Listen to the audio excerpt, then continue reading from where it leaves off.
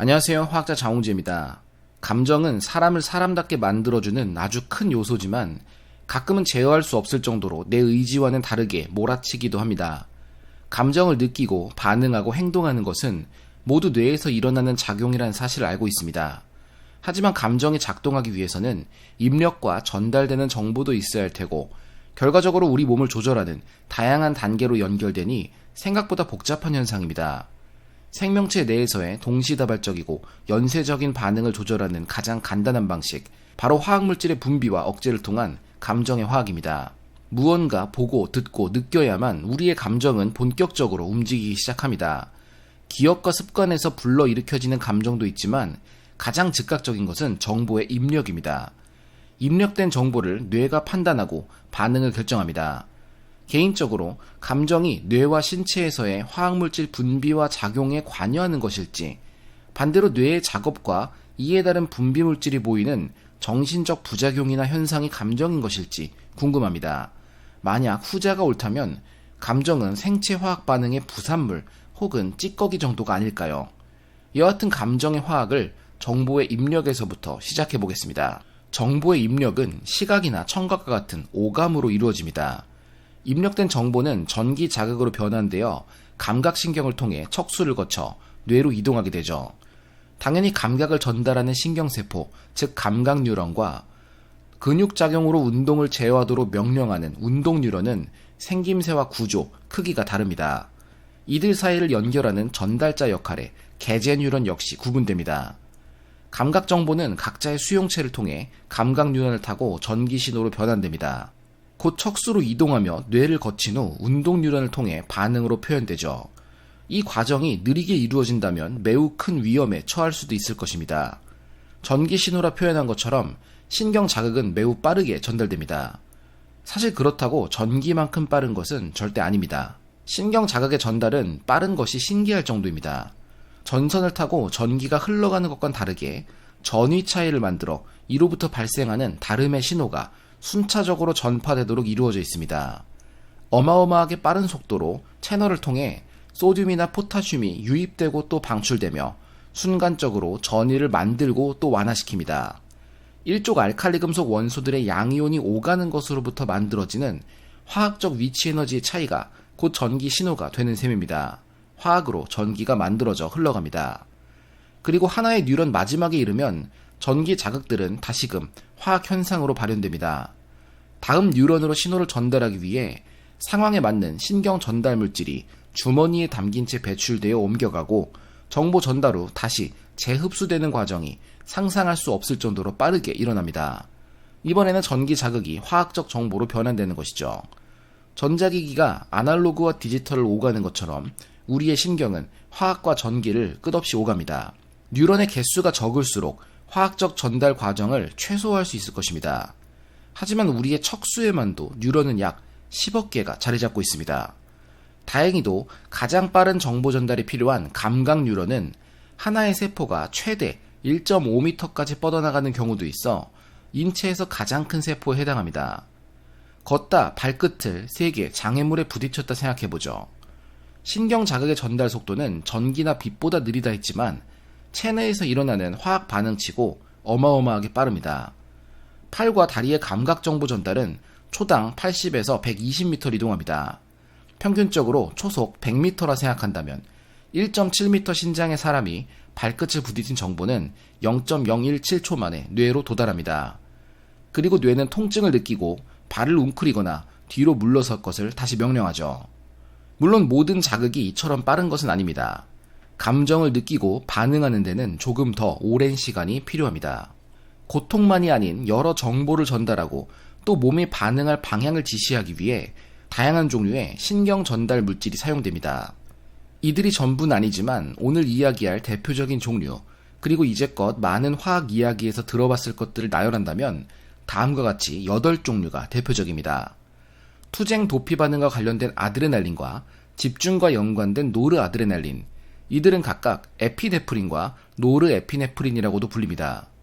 기쁨을 일으키는 도파민, 편안함의 세로토닌, 알코올과 마취제의 단짝이었던 진정의 감마 아미노뷰틸산, 학습 그리고 온갖 불편함과도 관련된 아세틸콜린, 기억과 금단 증상의 핵심인 글루타메이트와 희열의 엔도르핀이 있습니다. 이들은 몸속에서 합성되고 분비되며 작용합니다. 신경 전달 물질은 뉴런의 끝부분인 시냅스에서 방출되어 수용체에 달라붙어 다음 자극을 만들어냅니다. 물론 신경 전달 물질의 종류에 따라 전달 속도도 차이 나겠죠. 글루타메이트나 가바와 같은 물질은 아주 빠르게 작용할 수 있어 0.001초 만에 작동을 시작합니다. 마취 유도제 등이 빠르게 효과를 보이는 것을 기억할 수 있습니다. 반대로 도파민이나 세로토닌과 같은 분자나 옥시토신과 같은 펩타이드 기반 신경 전달 물질은 상대적으로 느린 0.1초에서 분 단위의 작동 시간을 보입니다. 세로토닌 재흡수 억제제를 비롯한 약이 효과를 보이는데 어느 정도의 시간이 필요한 것을 떠올릴 수 있습니다. 가장 강렬한 분노는 싸움이나 흥분과도 연관되는 만큼 아드레날린과 노르아드레날린에 의해 지배됩니다. 이름과 구조가 유사하지만 이들이 다른 신경 전달 물질인 이유는 작동 방식이 꽤 많이 다르기 때문입니다. 아드레날린이 분비되면 호흡수가 증가합니다. 하지만 화날 때 심장이 빠르게 뛰는 것은 아드레날린보다는 노르아드레날린의 증가 결과입니다. 심박수와 관련되어 있죠. 아드레날린은 스트레스 순간 급격히 방출되며 평소에는 거의 없지만 노르아드레날린은 항상 일정량이 방출되어 유지됩니다. 평소 노르아드레날린 분비량이 적어 부족한 사람은 우울증에 빠지기 쉽습니다. 아드레날린은 심박수와 관련은 적었지만 분비가 심장에 큰 영향을 주며 노르아드레날린은 혈관에 크게 작용합니다. 아드레날린은 기본적으로 호르몬이며 신경 전달 물질이기도 한데 반대로 노르아드레날린은 기본적으로 신경 전달 물질이며 호르몬이기도 한 물질입니다. 이처럼 비슷하지만 다른 두 가지 물질이 함께 우리의 분노를 일으키게 됩니다. 정의감 역시 화학입니다. 물론 화학물질만으로 모든 정의 집행이 성립할 만큼 단순한 것은 아니지만 개인마다 만들어져 있는 정의의 기준이 수행되느냐의 여부, 즉 정의감의 발현은 화학적 작용으로 이루어집니다. 용기나 결단, 행동 없이는 불가능하기 때문에 우리를 움직이기 위한 감정적 기작이 필요하기 때문입니다. 가장 중요한 요소는 도파민과 세로토닌입니다. 도파민은 보상과 동기부여에 관여하기 때문에 정의와 공정성을 경험했을 때 느끼는 만족감과 쾌감을 불러일으킵니다. 세로토닌은 기분과 감정 조절에 관계되어 정의를 경험할 때 행복감과 만족감에 관여합니다. 흔히 매체에 나오는 정의 집행에 중독된다는 것이 현실적인 이유입니다. 마약과 크게 다를 바 없는 쾌감을 줄 수 있기 때문이죠. 또 하나는 9개의 아미노산으로 이루어진 펩타이드 신경 전달 물질이자 호르몬인 옥시토신입니다. 옥시토신은 사회적 유대감과 신뢰에 관여하는 뉴로펩티드이며 타인을 위한 정의를 경험할 때 느낄 수 있는 공감과 연민의 감정을 일으킵니다. 옥시토신 수용체에 메틸기 도입 변이가 발생한다면 공감과 연민의 감정이 결여된 상황인 자폐증이 발생하게 됩니다. 공포 역시 화학 반응입니다. 두려움이 느껴질 만한 상황에서 가장 먼저 분비되어 시상하부로 이동해 통제할 수 없는 반응인 자율신경계를 촉발하는 것은 글루타메이트입니다. 이후 아드레날린이 분비되어 심박수와 혈류 속도를 상승시켜 호흡이 점차 가빠지며 투쟁과 도피를 준비하죠. 아세틸콜린은 근수축과 긴장을 일으켜 투쟁 도피를 돕습니다. 하지만 공포는 영원히 지속되지 않습니다. 어떤 방식으로든 해결되는데 긍정적인 방식으로 해소되어 안전한 상황에 처하거나 극단적인 위험에 직면해 대응이 불가능한 방식으로 해결될 수 있겠죠. 이 두 경우 모두 결과와 무관하게 도파민의 분비로 이어집니다. 도파민은 회피나 새로운 학습, 안전의 경험 등 긍정적 상황에서의 만족과 보상감, 그리고 동기부여를 제공합니다. 모든 공포의 과정이 지나간 후 급격히 느껴지는 안도감과 편안함은 마지막으로 이루어지는 세로토닌 분비 덕분입니다. 단순히 화학물질 여럿이 분비됨이 아니라 이 모든 과정은 뇌를 비롯한 온몸에서 이루어집니다. 시상에서 글루타메이트를 편도체로 보낸 후 수도관 주위 회색질로 글루타메이트를 분비합니다. 편도체는 뇌의 한 부분으로 일종의 경고 알람입니다. 공포와 밀접한 관련이 있어 편도체를 제거하면 공포를 느끼지 않는다고 합니다. 시상 하부에 경고를 줘 부신 피질에서 아드레날린을 분비하도록 수천 분의 1초 만에 작용하죠. 아드레날린은 폭발적으로 분비되어 심장박동, 혈류, 산소와 영양소 공급을 높여 뇌를 활성화시킵니다. 전체적인 오감과 반응이 빨라집니다. 아드레날린 폭발이 끝난 직후 연쇄적으로 급성 스트레스 시 분비되는 호르몬인 코르티솔이 증가합니다. 코르티솔은 대응에 필요한 에너지 확보를 위해 소화를 비롯해 생존에 급하지 않은 모든 기능을 차단합니다. 시험을 앞두고 공부한 게 없다면 긴장돼서 배도 안 고픈 이유가 코르티솔 덕분입니다. 하나 흥미로운 사실을 알려드리자면 우리는 모든 감정을 뇌가 조절한다 생각하지만 꼭 그런 것도 아니란 사실입니다. 올해 네이처에 발표된 결과인데 편도체에서 공포가 시작되어 심박 상승을 비롯한 조절을 이루는 것만이 아니라 심장이 뇌에게 공포를 느끼게 한다는 동물 실험 결과가 있습니다. 광유전학이라는 기술을 통해 빛으로 쥐의 근육을 긴장시키거나 조절할 수 있습니다. 연구진은 쥐의 심장박동을 빛으로 조절해 외부의 자극이나 고통 없이 심장박동만을 조절하는 데 성공했습니다. 그 결과 쥐는 심장이 빠르게 뛰는 것을 느끼면 불안 증상을 보이기 시작했습니다. 벽을 따라 조심스럽게 다니거나 어두운 공간에 숨어 있고 레버를 눌러야만 물을 마실 수 있음에도 목이 마르기를 선택해 끝없이 참고 숨죽이고 있었습니다. 신체 감각이 뇌의 감정을 조절한다는 이론은 1890년대부터 나온 이론이며 그 일부 증거가 이번에 확인된 것이죠. 우리는 울기 때문에 미안하고 때리기 때문에 화가 나고 떨기 때문에 두려워한다는 얼핏 보면 이상하고 반대로 쓰인 것 같지만 곰곰이 생각해보면 유사한 경험을 한 적 있다 여겨지지는 않으신가요? 이과놈들 소리가 절로 나올 수 있지만 사랑 역시 화학입니다. VTA라 불리는 복측 피계 영역은 뇌의 보상 처리와 동기부여에 관여하며 도파민 분비를 일으킵니다. 사랑을 기쁨으로 느끼게 만들고 이미 익숙한 사랑이 있다면 새로운 사랑을 찾아가는 동기부여를 유발하는 방식입니다. 도파민은 전두피질이라는 인지 중추의 활성을 줄이는데 이곳은 비판적 사고와 논리적 판단에 작용합니다. 결국 도파민에 의해 이성적 판단이 억제되어 연애 초기 콩깍지에 쓰입니다. 사랑의 과정 동안에 우리에게서는 옥시토신과 바소프레신이 분비됩니다.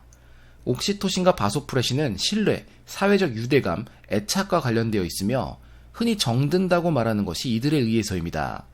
특히 바소프레신은 사회적 인식, 짝짓기, 관계 인지 등 사회활동과 관련되어 인간관계 형성과 유지에 중요합니다.